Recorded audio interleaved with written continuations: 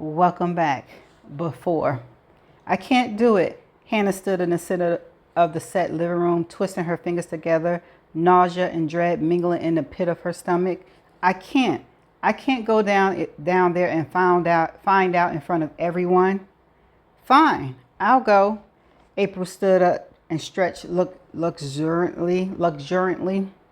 I'll text you.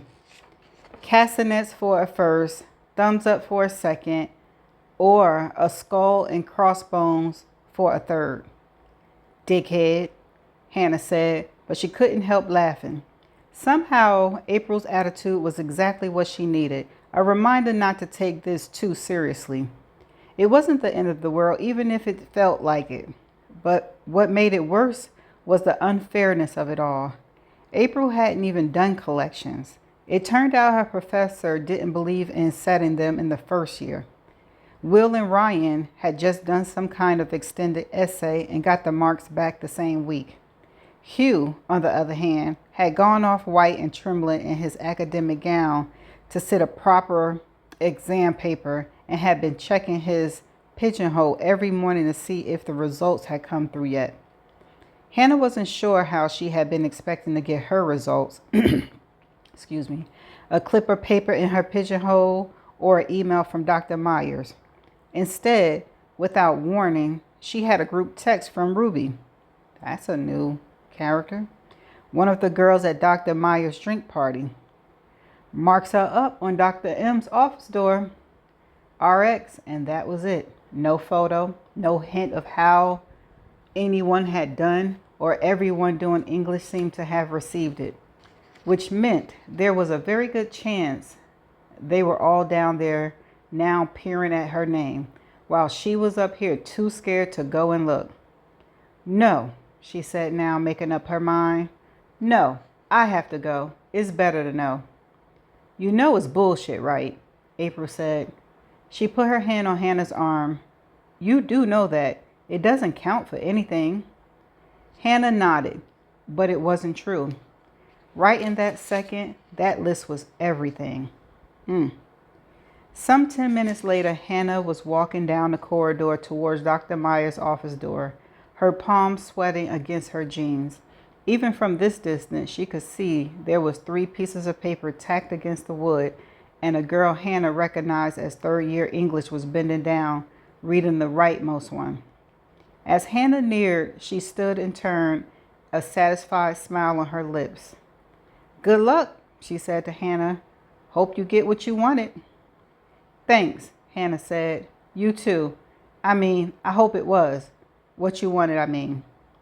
The girl smiled again, a little patronizing this time, with a slight, calm down, dear, air, and then moved past Hannah, leaving her alone to study the short list of names. The left hand one was first years, and she looked automatically halfway down, where J normally sat in the alphabet, before realizing that it wasn't in alphabetical order, but some other confusing randomized system. Her tutorial partner, Miles Wash, was roughly where she would have expected her name to be. Beside each name was a list of symbols, BA, B+. Hannah read besides Miles' name and Y++, B- besides another. A lump rose in her throat. What did it mean? Was this some kind of particular cruel Oxford trick, dangling her marks in front of her in some kind of impenetrable code? Oh, hi, said a voice behind her, and Hannah whirled around to see John T. Westwell, the boy from Dr. Myers' party, standing in the hallway. Checking out your marks? Same here. Wish he wouldn't put them up publicly. Most tutors only do that for prelims. What did I get? I have no idea, Hannah said, her voice stiff with a rage she could only half contain. Because they're in some kind of fucking foreign script. What does that even mean? What's a bloody Y plus when it's at home? Oh, Jonty said to laugh. God, yeah, sorry. They use Greek grading at my school, so you forget how weird it must be to people who are used to percentages. That's not a Y, it's a gamma. You know, like alpha alpha minus beta gamma plus all that. Oh, look, here I am. He ran his finger down the second year list to a position about halfway down. Beta alpha gamma plus plus. Could have been worse. I knew I fluffed the second essay. Where are you? He looked over at the first year list curiously and then laughed. Well, you don't need me to translate that. Hannah looked at where he was pointing, to her name at the top of the list with AA written beside it. What do you mean? She asked uncertainly and jaunty grin. Meyer writes them out in order of class position. So from the fact that you're first, you can probably guess you're home and dry. But in case you hadn't worked it out, that's alpha alpha. And then, when she didn't answer but only stared at him, waiting for the translation, he clarified. There is no alpha plus. Alpha is the best mark. You got it for both papers. I'd say you did okay. Chan fucking pain, April crowd. When Hannah came back, blushing and unable to hide her huge grin. I can't, Hannah said. I really can't. She looked at her phone. It's nearly 6. I've got an essay I've got to get done for tomorrow. And besides, I'm broke. Hannah, April was severe. It's not every day you come out top of your class in your first exams. I am taking you out for a drink whether you like it or not. Okay, Hannah said, a little reluctant but laughing. But just one, okay? Seriously, just one. I have to get back for supper and I have to get this essay done.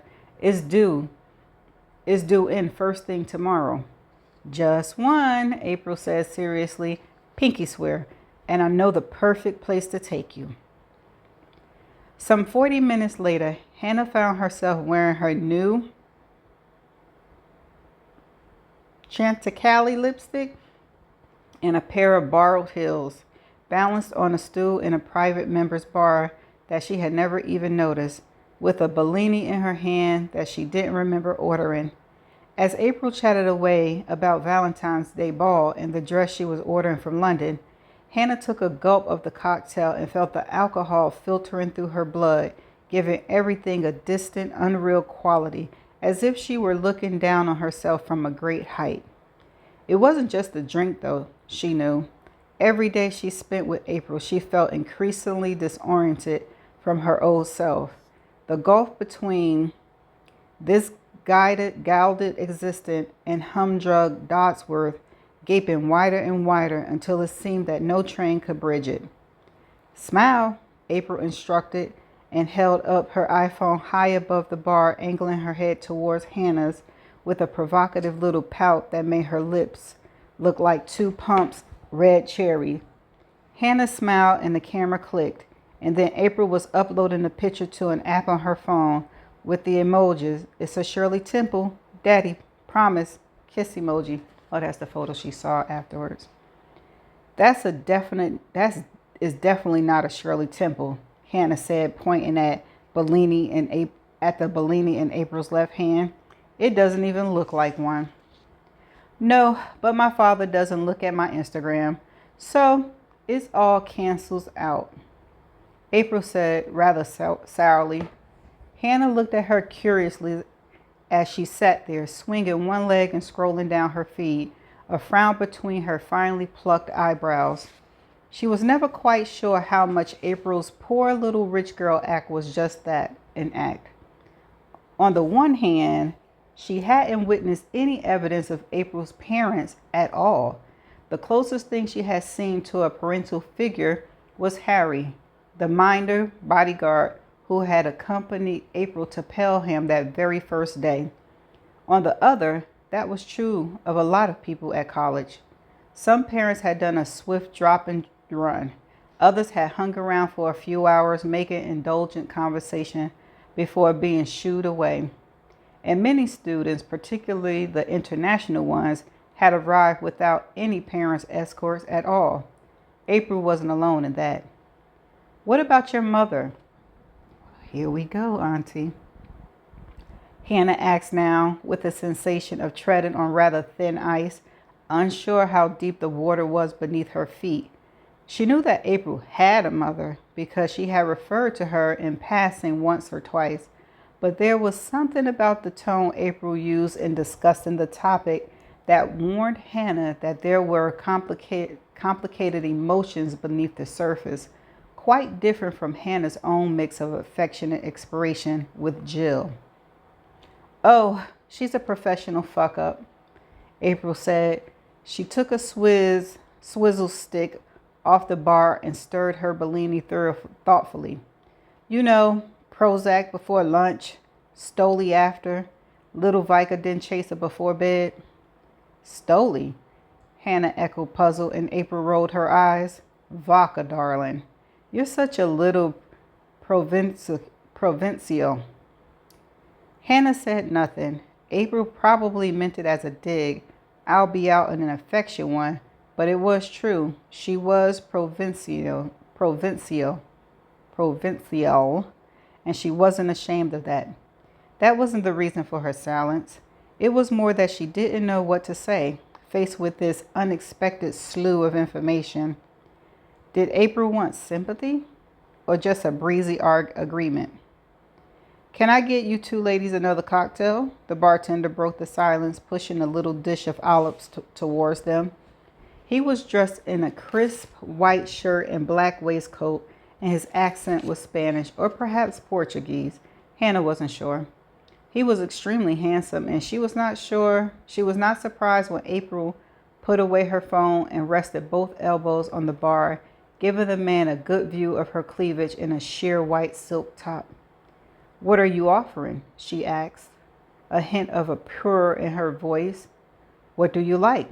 The bartender countered, a smile tugging at the corners of his lips. For you ladies, I can make something special. What do you think, Hannah? April asked, turning to her, and Hannah suppressed a guilty thought of her essay waiting unwritten at home and the effect of not just one, but two cocktails on an empty stomach. Well, I did say just one, but I guess I could stay for one more, but then I have to get back.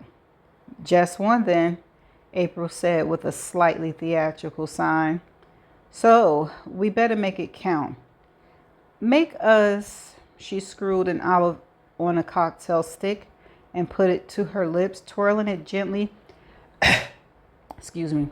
gently against her teeth with mesmerizing slowness as she thought.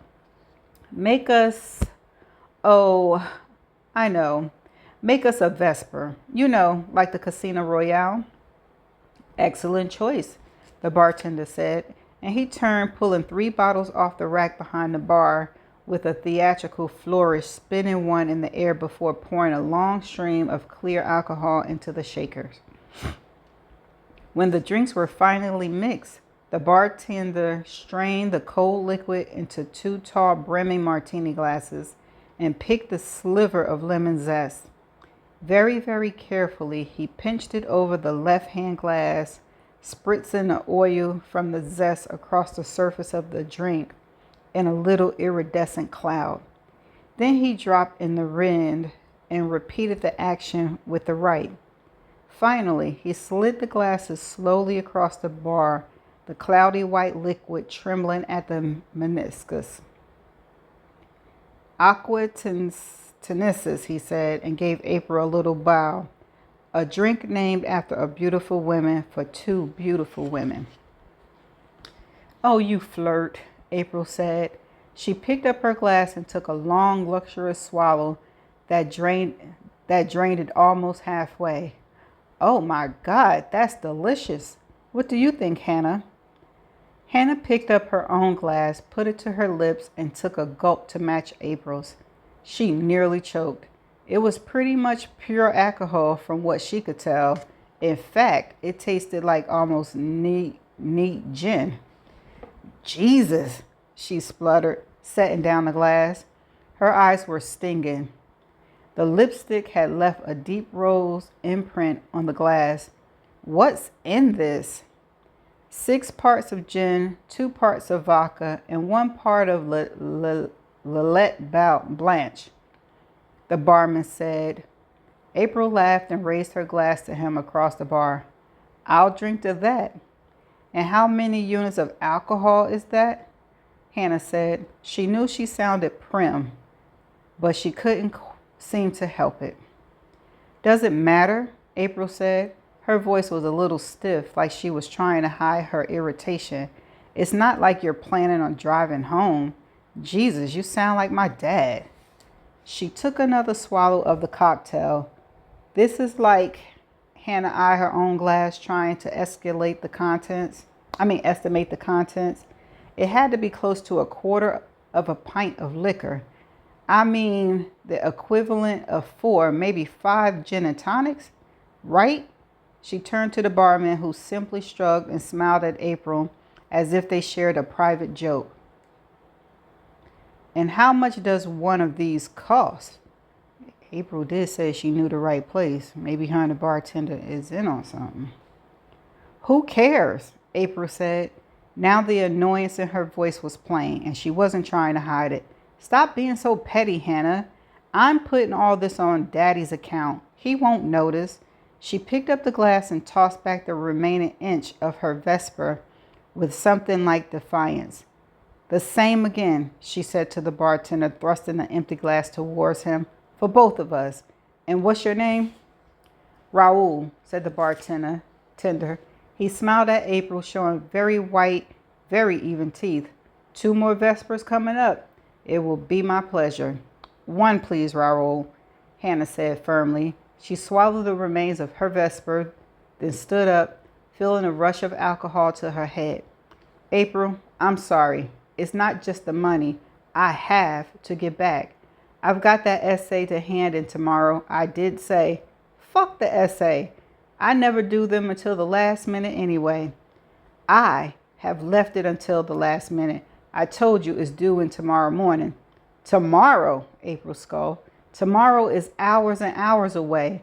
I do my best work at 3 a.m. It's not about you, girl. Well, then great, Hannah said. Her arguments were slipping away along with her temper. Good for you, but I don't. That's right, tell her. In fact, I'm pretty useless after midnight, and my tutorial with Dr. Myers is at 9 a.m., so... Oh, Dr. Myers, April interrupted, mocking. She made a face to the barman that Hannah couldn't read, but it was droll, as if she had secrets she could tell if she wanted. Yes, Dr. Myers, Hannah said. She was getting cross. She could feel her cheeks becoming flushed. Why was April always like this? She was the perfect friend until she wasn't. If that's what you want to call a perfect friend. Funny, generous, totally inspired on occasions.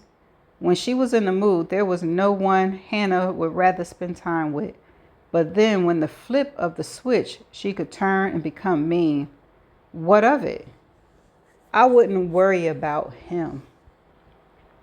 What's that supposed to mean? I have to worry about him, April. He's my tutor. Well, good. April reached out and tweaked Hannah's nose. 4, she pinched it again. You. Will you stop that? Hannah said, irritable, pushing April's hand away, perhaps harder than she had meant. But there was something extraordinarily annoying about the action, the patronizing element to it, the physical invasion of her space. For God's sakes, April, I'm going back, and that's an end to it. Fine, April said. She crossed her legs, wrapping her arms around herself, looking for all the world like some kind of Siamese cat curling up to lick her fur. The candles on the bar winked off a huge ring on her fingers, and she leaned confidently across the bar. Raoul and I will be fine, won't we, Raoul? I will take good care of your friend, the barman said, and he smiled again at Hannah. Don't worry. I will make sure Miss Clark Clevenden gets home safely. You? April leaned still farther over the bar so that her top slipped lower, and Hannah saw a flash of rose-colored brassiere. Can call me April, and I don't say that to all the staff. Okay, Hannah said. It was that last word that did it. That little reminder of the world April inhabited and she didn't. Okay, that's it. I'm out. Thank you for a lovely evening. April, I'm going to go home and get some food, and I suggest that you do the same. But April said nothing. Instead, she pointedly turned her back to Hannah and began watching Raoul carve off a long coil of lemon zest. Hannah hesitated for a moment, wondering if she was doing the right thing, but unsure what her other options were, and then picked up her bag, turned, and made her way down to the street entrance. The porter was standing at the door and opened it as she came near. Can I get you a taxi, miss? No, thank you, Hannah said. I'll be fine walking, but she paused at the doorway, uncertain of what to say, how to put it. Yes, miss. The porter was kindly in his 70s, perhaps. He looked like a grandfather. My friend, she's still upstairs. Will you make sure she gets home okay? She had a bit to drink. Say no more, miss. The porter tapped the side of his nose and winked, but not in the way the barman had, with a hint of suggestion. This was purely avuncular. I'll see to it myself. Where's home? Pelham College. She's a student. You leave it to me. She'll be grand. He nodded at the rain, which was just starting outside, turning the stone flags of the pavement to dark mirror and the lamps to splashes of gold. Are you sure you don't want that taxi now? I can put it on Mr. Clark's account. Hannah smiled, knowing that he had sized up her clothes and April's and had a very good idea of how much cash she had in her account, and shook her head. No, that's very kind of you. Thank you. I'll be fine. I've got my Mac. All right then. Good night, miss. You take care. Good night, Hannah said, and pulling her hood up, she headed out into the rainy winter night. Okay, so Hannah and April relationship, y'all know how I feel about it. But the bartender can now be a suspect. Her father, kinda, sorta. But we did hear something about her mom, so her mother is a mess. So maybe April take after her mother. We don't know. Shall I proceed? After. Hannah arrives home at the same time as Will. She's looking through her handbag for her key when she hears the low growl of a motorcycle coming up the mew and turns to see him, blindly bright, driving towards her. He comes to a halt, kicks out the stand and unbuckles his helmet. How was your day? He asks. She's still trying to think of what to say, how even to begin, when he turns aside, pulls his working bag out of his bike rear pannier and heads towards the front door. Upstairs, she sinks into the armchair with a sigh, watching as Will peels off his leathers and shake his folded suit jacket out of its creases. Let's get takeaway, she says, ignoring the brief twinge provoked by the thought of the cost. I can't face cooking. Bad day? Will asks, looking up, and Hannah nods and then regrets doing so.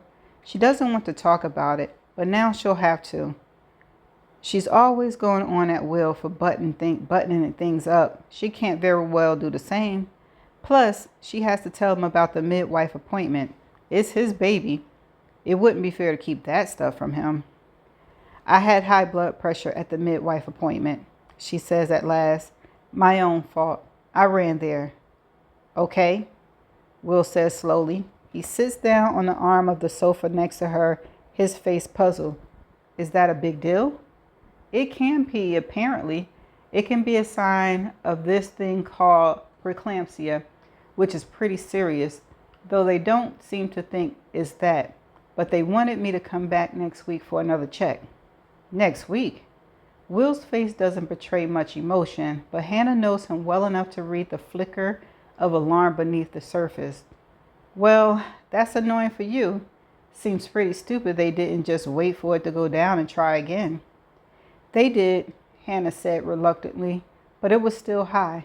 I think I'm just stressed. Oh God, I don't know. She told me to go home and relax, so that's what I'm doing. Stressed? Will said. He has picked up excuse me, on the word immediately, and Hannah wants to kick herself.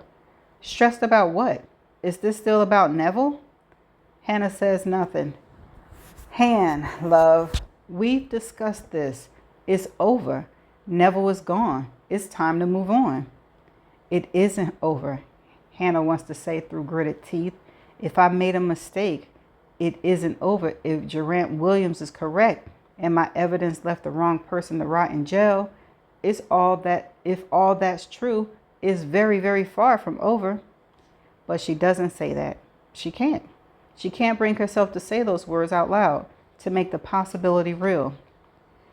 I really need a cup of tea, she says at last, and Will nods, jumping up, glad to have something to do, a way to be a good husband in all of this.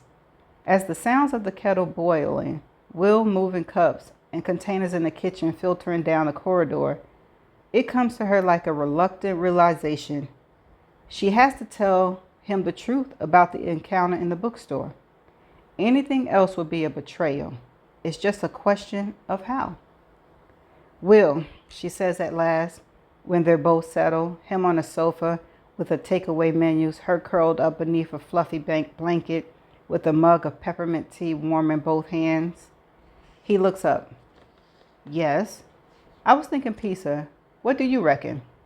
Pizza's fine, but listen, there was something else. Something happened today.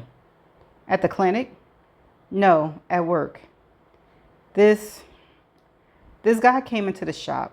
The journalist I told you about, the one who emailed, he came into the shop. Will puts down the menu and turns to face her. His expression takes her aback. This is exactly why she didn't want to tell him, out of a fear that he would overreact.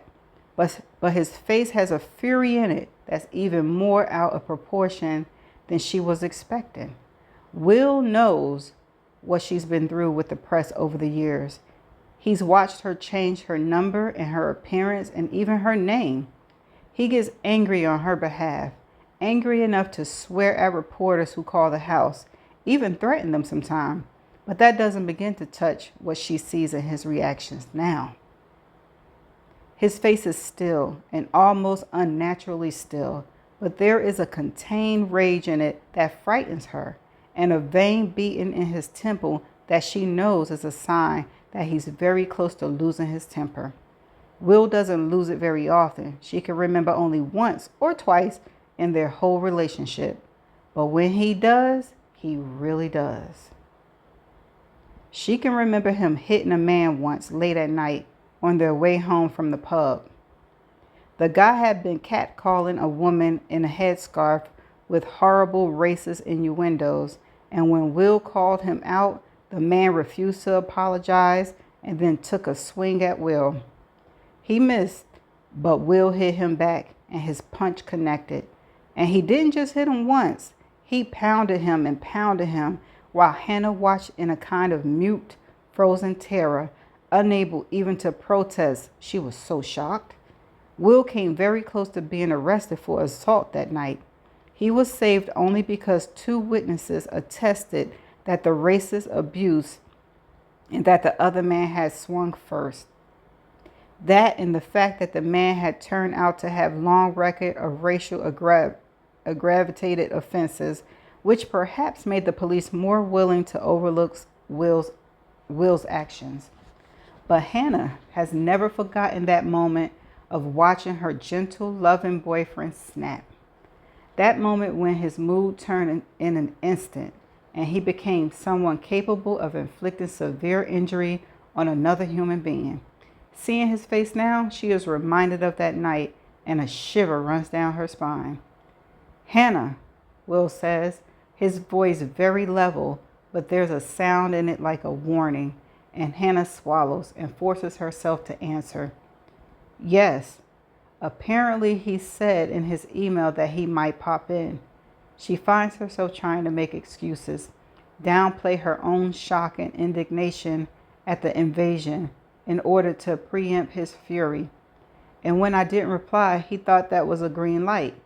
Anyway, I told him work wasn't a place for it and he's going to email. He's what? Will breaks in, his voice rising. Will, please calm down. Hannah voices pleaded, and she hates herself for it. He's a friend of Ryan. I can't just tell him to go away. You can and you will. It's the will that does it. If he said should, Hannah would probably have nodded. But that will, that autocratic snap to it, like she's not his wife but his employee, his servant. And it makes all her hackles rise. Will parents didn't want them to marry. Too soon, too young was what they said, with a vague implication, that Will was still traumatized by losing April. But to Hannah, it had sounded very much like an unspoken, too common form part of their objections. Mostly she and Will don't talk about that. They don't discuss the fact that neither his parents nor his sister came to their wedding and have never really wanted Hannah into the family. They skirt around the fact that Hannah's mom visits regularly and helps out, the fact that Hannah's dad contributed most of the furniture when they moved in together and guaranteed the rent on their first flat, while Will's family basically pretended Hannah doesn't exist. All of that Hannah can put up with because it's Will's family, not him. But the haughty "you will" is a bridge too far. I'm sorry, she says now, putting down the cup and folding her arms. I will. Is that an order? I didn't mean it like that, Will says, and she can't see him struggling to overcome his anger. He takes a long breath and says more quietly, I just meant you're really bad at putting yourself first, Hannah. I don't see why you should feel beholden to some friend of Ryan's you've never met, just because you feel guilty about what happened to him after college. What happened to him after college? That's not why, Hannah snaps, but it's not true, and Will knows it. They both feel terrible about Ryan. They were together when Hugh phoned, and Hannah remembers Will's absolute devastation. Ryan, a stroke? But he's so young. Oh yeah, he had a stroke, forgot. Was it what happened to Pelham that caused it? The stress, the sleepless nights, 6 years of PTSD? If it hadn't been for Neville, would Ryan be okay? They will never know. But what they do know, both of them, is what utterly shits they have been for not visiting. It's been 4 years since Ryan's strokes. 4 years.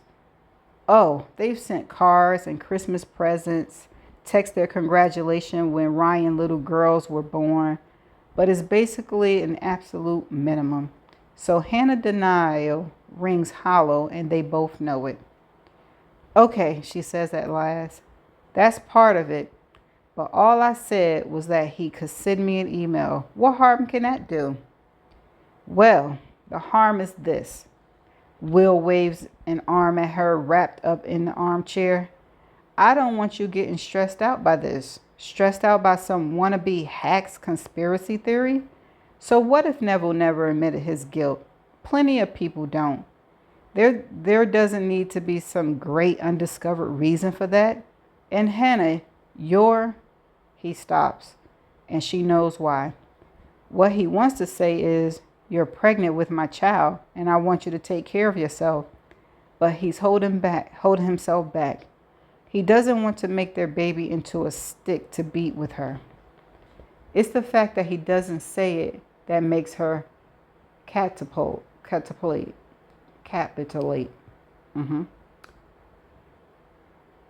She stands, goes over to where he's sitting on the sofa, and putting the takeout menu aside, she kisses him. I know, and I promise I'll take care of myself. He's only emailing. I'll answer his questions and then make it clear that's it, okay? Okay, Will says. He smooths her hair back from her forehead, smiles up at her. I love you, Hannah Jones. He finally said it. I love you too, Will. How did we get so lucky to find each other? Right place at the right time, Will says. But it's only half true, and Hannah knows it. Really? Later after supper, when they're sitting curled up watching a film on Netflix, Hannah's phone buzzes with an email, and when she looks down, her stomach lurches. She glances at Will. He's absorbed in the film. Just going to the loo, she says lightly, tucking her phone into her pocket. Will looks up. Want me to pause? No, it's fine. I know this scene. It's a Millie, and she opens it half a dozen times, and she's seen it half a dozen times. Will nods and turns back to the screen, and she slips out of the room and into the bathroom, where she sits on the loo and reads the email. Hi, Hannah. Durant here. Really sorry again for ambushing you at the bookstore. Listen, I would love to meet you. My nose is itching, sorry. I would love to meet for coffee or a phone conversation or whatever you feel happy with. I spent the last 5 years investigating what happened the night April Clark Cleaverton was killed and talking to John Neville. And I assume you know he was absolutely resolute from the trial onward that he had nothing to do with her death, that he went to her room to deliver a package and she was absolutely fine when he left. Why you need to deliver a package when... Okay. I totally understand that this opens up a can of worms for you that you probably don't want to deal with, but I feel like he gave me a task and that his death puts a responsibility on me to complete that task. Not to prove his innocence. I've got an open mind on that score, but to find out the truth and tie up some of the loose ends, because there's certainly things that don't add up. Why wasn't any of Neville's DNA found on April's body? Why didn't anyone hear a struggle? The two boys in the room below said they heard her walking around, but nothing like anyone fighting for their life. I would love just a few minutes of your time to ask you some questions that have always puzzled me about that evening and the sequences of events. Obviously, you don't feel able to help with that. I understand. You don't owe me anything. But I feel like I owe John Neville something. And more importantly, I feel that I owe April something too. Because if it's true that John Neville didn't kill April, someone out there got away with murder. And I want to see that person brought to justice. I hope you feel the same way. I'm up in Edinburgh for the next week, and I'd be available anytime for a coffee or for a phone call at any point if this week is not convenient. My number is below. Warmest wishes. Thanks again for your time. Jarrett Williams. P.S. Please do say hi for me to Ryan if you speak to him.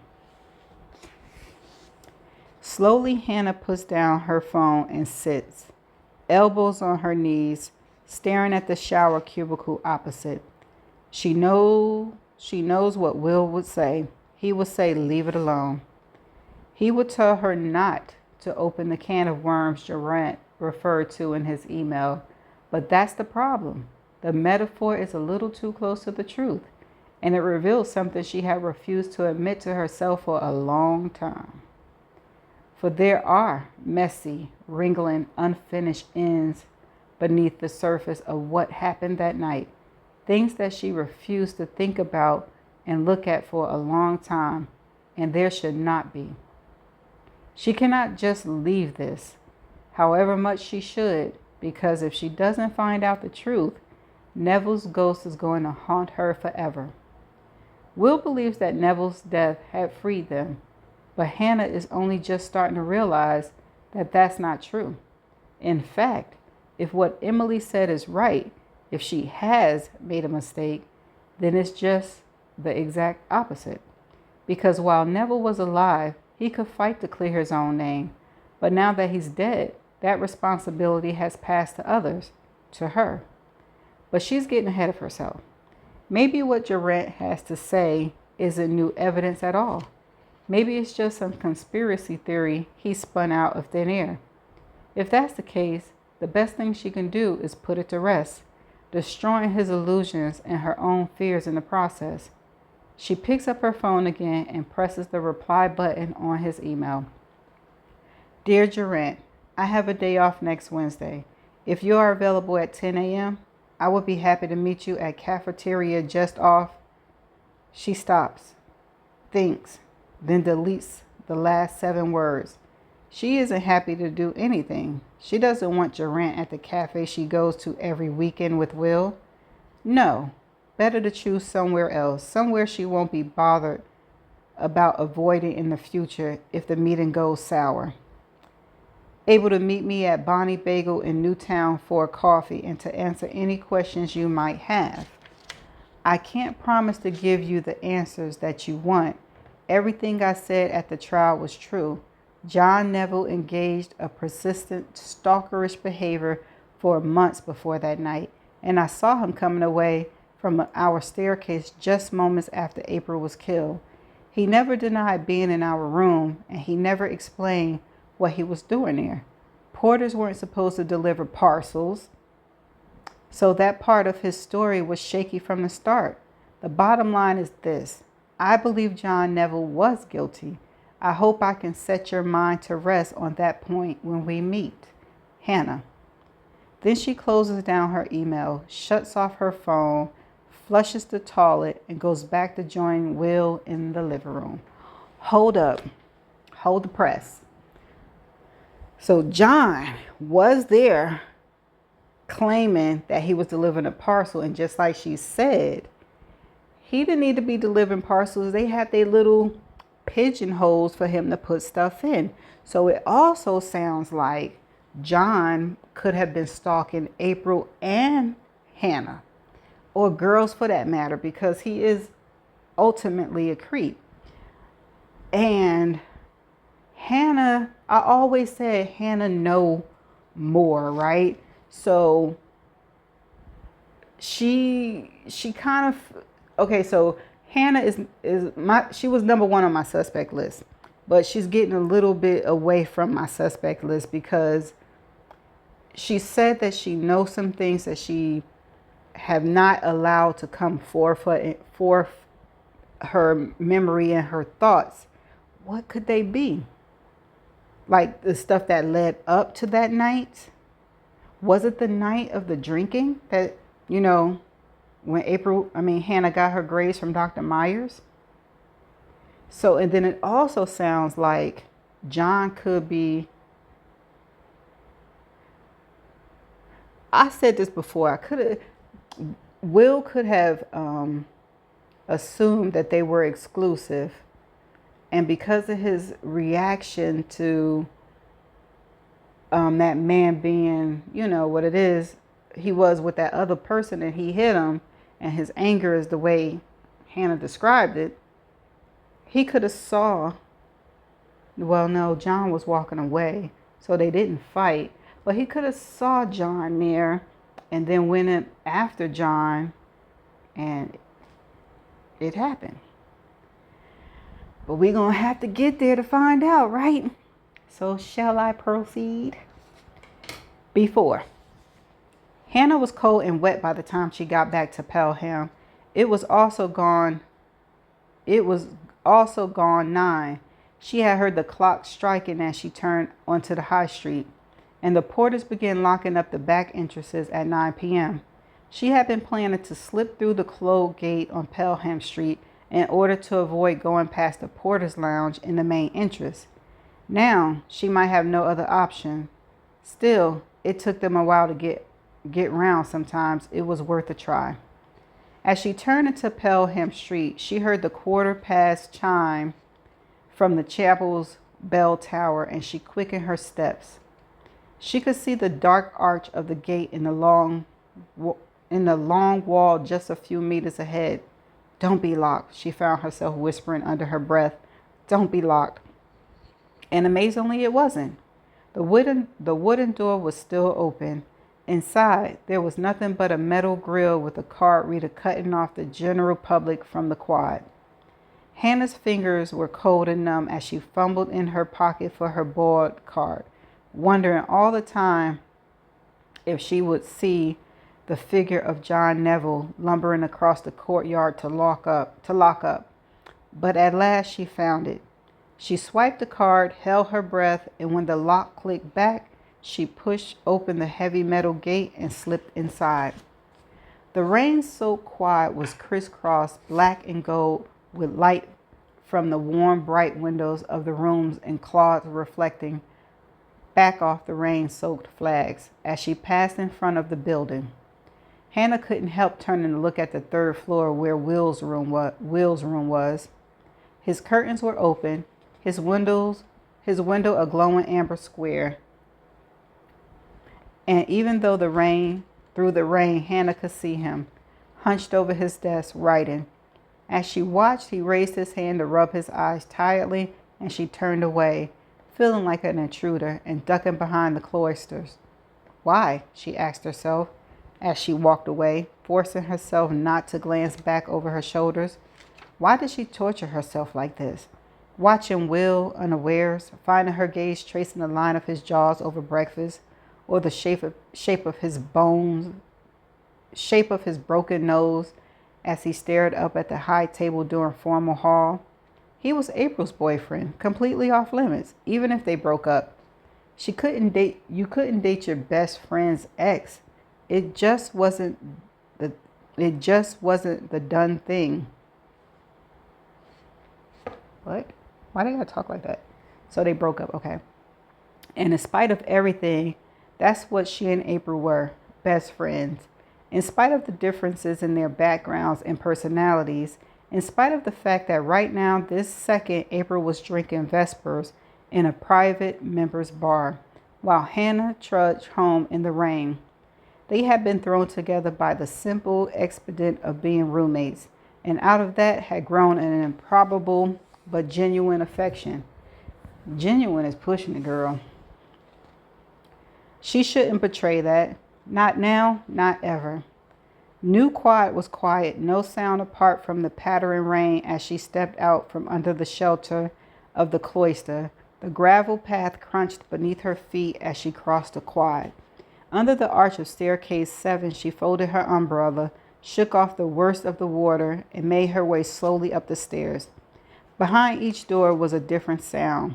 A silence of study, the laughter of friends conjugating, the quiet thump of someone's music, the volume just slightly too low for Hannah to recognize the song. When she turned the corner of the last landing, she stopped. Dr. Meyer's door was closed, but the one opposite, the door to their set, stood ajar. Had April beaten her back? Taken a taxi, maybe? Frowning, Hannah put her hand to the wood and pushed. And then there was a sound of her umbrella falling to the wooden boards with a clatter and flap of wet fabric, and her own shocked gasp. "What are you doing here?" The words that came out of her throat were oddly low and guttural, uttered in a voice that didn't sound like her own. "And good evening to you, too." John Neville straightened from where he was bending over a coffee table in the middle of the room. She could smell him, the faint musty scent of body odor that made all her nerves shudder. "What are you doing in my room?" she demanded again, her voice rising in spite of herself. "Well, I like that," Neville said. He was fully upright now, a foot taller than her, his head almost touching a delicate ceramic chandelier April had fitted over the regulation lighting fitting. His shape threw a long shadow over the room. His broad face was a picture of injured innocence, and he held up something wrapped in brown paper. "You had a parcel, wouldn't fit in your pigeonhole, so I thought I'd do you a favor and bring it up. If this is the thanks I get, I won't bother next time." "Thank you," Hannah said in a strangled voice. She held out her hand for the parcel. She was shaking, but she hoped that the fact wasn't perceptible to Neville. She had only one thought: get him out of her room. "Now, if you'll excuse me, I'm very tired." "Where you been anyway?" "None of your damn business," Neville said conversationally. "You look like a drowned rat. Catch your death in that little raincoat." He was making no move to leave or to hand over the parcel, and Hannah had had a sudden panic thought. What if he didn't go? What if he just stayed? She couldn't possibly physically make him leave. Suddenly, she couldn't do this anymore. She pushed past him to her bedroom, opened the door, walked inside, locked it behind her, and then she stood with her back to the solid oak, feeling a strange, light-headed sickness. She was shivering with a mix of shock and cold, and now as she looked down at herself, she saw herself as Neville must have seen her. Her sodden jeans, her thin top clinging to her skin where the rain had soaked through her coat and dripped from her hair, the wet cotton cleaving to every rib and every seam of her bra. She felt impossibly, unbearably exposed. Her handbag was still clenched in her left hand, and she pulled out her phone, staring at it as her teeth chattered, wondering who she could call. The Porter's Lounge was the de facto security for the college. Even if there was another porter on duty the night, which she doubted, evenings were usually quiet. She could hardly ask one porter to bounce another. April. Not the way they had left things. And anyway, she was in a bar across town and probably drunk by now. Dr. Myers. He was the closest and the nearest thing to authority. In fact, if she was going to tell anyone about Neville's behavior, it would probably be him as her tutor. He was supposed to be the first port of call for pastoral matters. But Hannah felt a strange compunction about dobbing Neville into the college authorities. What could she say? He brought me up a parcel? It didn't sound exactly convincing. And besides, she didn't know Dr. Myers' number. She was still standing, paralyzed, trying to figure out what to do, when there was a knock from outside, making her jump, her heart skittering uncomfortably in her chest. Her first thought was Neville, trying to gain entry to her bedroom, but it sounded too faint for that. The knock had not been on her door, but somewhere farther away. She held her breath, trying to stop her teeth from chattering as she pressed her ear to the door, trying to hear whether Neville was still out there. There was no sound at all, not even the creak of a floorboard, and then the knock came again, shockingly loud in the silence. It must be someone trying to get into the set. Did that mean Neville had gone? Slowly, trying not to make a sound, Hannah turned the latch and opened the door to the sitting room. The overhead light had been turned off, but a lamp burning in a clove by the fireplace illuminated the room just enough to show that it was empty. The door to the corridor was closed. Then the knock came again, one final loud thump, and with it a voice. April? Hannah? Are you in? Will. Hannah almost flew across the living room to the door, her numb fingers fumbling with the lock. When she finally got it open, Will was standing there. Your light was, he began, but something in her face must have told him everything was not right, because his expression changed almost immediately. Hannah, are you okay? Where's April? Did something happen? Hannah couldn't speak. She could only shake her head. No, I'm not okay. Nothing happened. But both were true after all. Will shut the door behind him and led her across to the sofa. Then he sat her gently down. Hannah, you're shaking. What happened? Do you need me to get someone?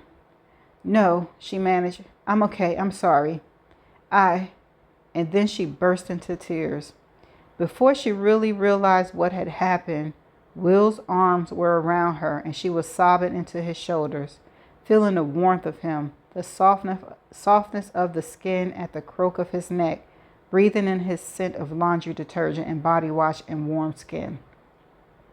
You're okay, she heard his voice, strangely intimate and close, felt the heat of his breath on her ear as he said it over and over.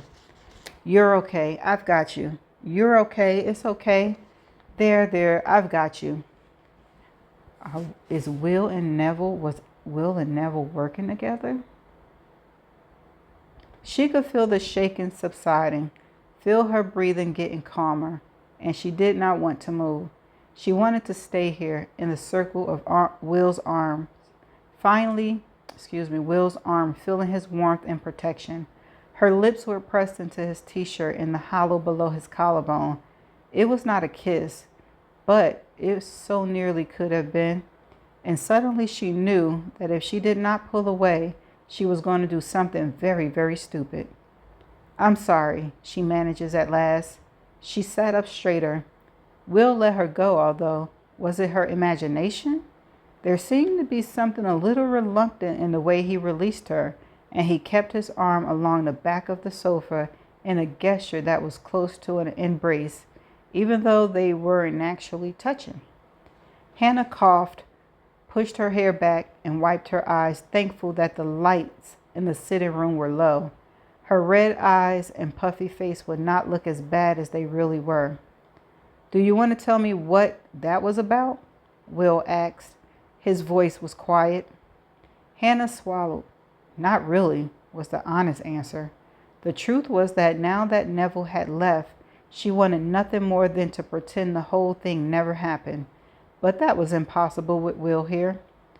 There was a long silence as Hannah tried to think up the right words, part of her hoping that Will would fill in the blanks, or else maybe just stand up and say, "Right, I've got to go."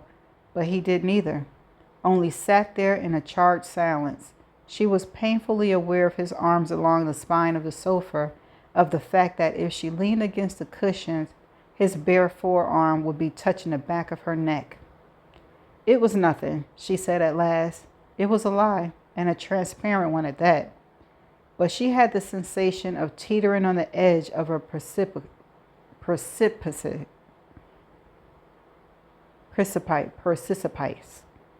and that to tell Will the truth would be to jump, set in motion events she might not be able to stop. I was being stupid. It's this Porter Neville. He's been really weird with me ever since I arrived.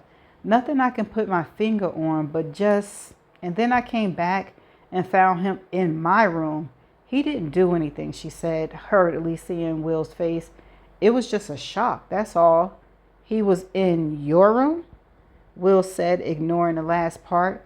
He seemed not so much angry as incredibly confused. I'm sorry, but what? Since when do porters hang around female students' room? Exactly. Any student's room for that matter. He brought up a parcel. Hannah felt like she was making excuses, but it was the truth after all. He had brought up a parcel. It was there on the coffee table in front of them. It was too big for the pigeonhole. Okay, but... Will seemed momentarily lost for words. But that makes no sense. I mean, since when do porters do that? Surely the normal thing is to keep it behind the counter. They don't take stuff up to students' room, but even if they did, they shouldn't be letting themselves into people's room at... He looked at his watch. Nearly 10 o'clock at night, for God's sakes. You could have been asleep. And how did he even get in? Did you leave it unlocked? I don't know. Hannah was taken aback by the question. She hadn't considered how Neville had gotten in. Now the idea began to creep her out. Did the porters have keys? Or was it possible she and April had left the door ajar? They had been in a hurry and April had gone back to get her gloves. It's possible, she said slowly, but I don't think we did. This isn't right, Hannah, Will said. He was shaking his head and now he ran his hand over his face like he was trying to rub something away, some kind of clingy dirt. It's nothing, Hannah said almost pleadingly. A sense of panic was beginning to take over, as if events were spiraling out of her control. She had wanted Will to make her feel better about this, not worse. Nothing happened. It's not nothing, it's weird. Is he the one who told you he liked little girls? What? Hannah had taken aback. Jesus, no. He said he liked polite little girls. But how did you even... You weren't there that night. Yeah, Will. Ryan told me. And does it really make a difference? Little girls, polite little girls, it's fucking creepy. It's creepy, but it's not creepy like that. Hannah found she was getting heated. I mean, he didn't say it like that. He meant he liked polite. Oh God, this is stupid. Yes, this is stupid. Why are you defending him? Will looked bewildered and angry. I just remember she did tell Ryan and Emily was about to, and Ryan was acting like, but I thought Ryan and Will wasn't. Okay. Yes, this is stupid. Why are you defending him? Will looked bewildered and angry.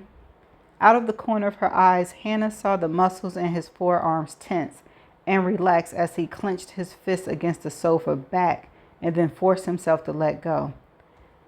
I'm not. I just. She felt her throat close with a mixture of frustration and impotent anger. How dare Neville do this? Come into her room, soiled everything he touched. And why was Will acting like this was her problem. She felt the blood rush into her cheeks and stood up. I'm okay, she said. She walked to the window, deliberately not looking at Will, unable to meet his eyes. Over in the window bay, she swiped at the condensation on the panes, sending little runnels of water trickling down into the leaded grooves, and stared out into the night. Across the top of the cloisters, she could see the stained glass windows of the chapels glowing bright and the steeple rising into the night. The rain had stopped and the sky was clear, speckled with stars. She shivered, feeling the chill strike through the gappy old glass and through her still damp clothes. I'm not defending him, she said at last. I think maybe I overreacted. I was shocked to find him in the room, but that was all. Okay, Will said. His voice was quiet, and she heard the rustle of fabric as he stood and cleared his throat. Do you want me to stay? I could take April's room or the couch. Hannah closed her eyes. She wanted more than anything to say yes. She couldn't bolt the set door. April would not be able to use her key to get in. And the thought of lying in her room waiting for Neville to return, however unlikely that was almost more than she could stand. But the other option, she thought of Will lying just feet away. No April between them. That was unendurable in a very different way. I'm fine, she said, but her voice was so low that she wasn't sure if she was really talking to herself. She heard Will's footstep creaking on the old boards as he crossed the room and stood behind her. Sorry, he said. I didn't catch. As he spoke, he put his hand tentatively on her shoulder, his skin shockingly warm through the thin, damp cotton of her shirt. Hannah shivered uncontrollably in spite of herself, and Will took his hand away as if he had been stung. Sorry, he said again, and she realized that he thought it was a shudder of revulsion. No, she said, swinging around, it's... And then somehow, and afterwards, Hannah was never sure how it happened, whether she had leaned into Will or he had pressed himself to her, or whether their bodies had just met in one of those stupidly clumsy clashes when two people move in the same direction while trying to avoid each other. She never knew. Sure you don't. She only knew that somehow she was crushed against him, hip to breast, and he against her, and that she could not move. And then their mouths were touching, lips and tongues, in a way that made something deep inside her melt into a liquid puddle of desire. A sound escaped her, a kind of soft moan, and Will's lips were on her throat and his hands under her shirt, and she was pressing herself to him, feeling him against her, and she knew, she could feel that he wanted this just as much as she did. And then something happened, a sound from the corridor, and they both broke apart at the same time, panting and horrified, staring at each other with wild dilated pupils and mouths still soft and wet from kissing. Fuck, Will said. His face was white in the moonlight streaming through the window, and he looked suddenly much older than 19. He turned away, frantically tucking his shirt back in, shaking his head like he was trying to shake away the memory of her touch, the memory of what had just happened. Fuck. God. What? I'm sorry. I'm so sorry. Will, Hannah managed. Will, it wasn't just you. We both... Fuck, he groaned again. And somehow she knew that it wasn't only what he had just done, what they both done, but what it meant, the impossibility of them ever being together now, because their joint betrayal of April would surely destroy her. She stood, watching him helplessly as he crossed the room, snatched up his jacket from the back of the sofa, and stood for a moment in the doorway, looking back at her. "Hannah, please," he said, and then stopped. She wasn't sure what he was going to say. Please don't tell April. Please don't hate me. Please don't come near me again. She waited. Her heart was pounding in her throat, but he only shook his head. "Take care of yourself," he said at last, and then he left, closing the set door very gently behind himself, as though he was frightened to make a sound. That's the end of that chapter.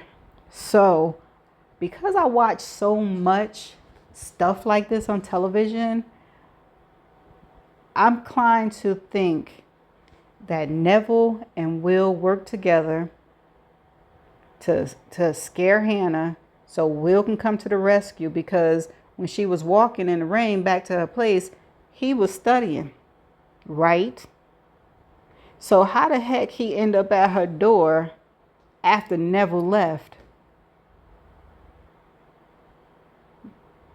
Right? So now it's implanting in her that he's her rescuer and stuff like that. And then why was she trying to defend Neville like that? You know how people, when people see their prey, they go off of their weaknesses and stuff like that, and just let them just do what they got to do so they can jump in for the kill. I think that's what Will just did. Because Will and April is broken up, right? So what is he there checking on April for? And knowing that Hannah was there by herself. I might be reaching, but I'm just saying. Because he agreed John wasn't supposed to be there. He could have easily put a slip in her pigeonhole and said, "You got a big parcel, come pick it up." Why take it up? And also they made a good note. How did he get in? She wasn't sure whether they closed the door fully, but is April in on it too? Because she did go back and get some gloves. So did she leave the door unlocked? And then the animosity between them, I'm just saying, I watched too much. It could all be a setup, and that just went wrong. But yeah, we're getting closer and closer to the incident, and now we know how Will and Hannah got a little bit closer. I still think Will is a predator. But anyway, that's the end of those chapters, and I shall see you in the next chapter. Oh wait, side note, I don't understand why they be putting all these big old words up in here.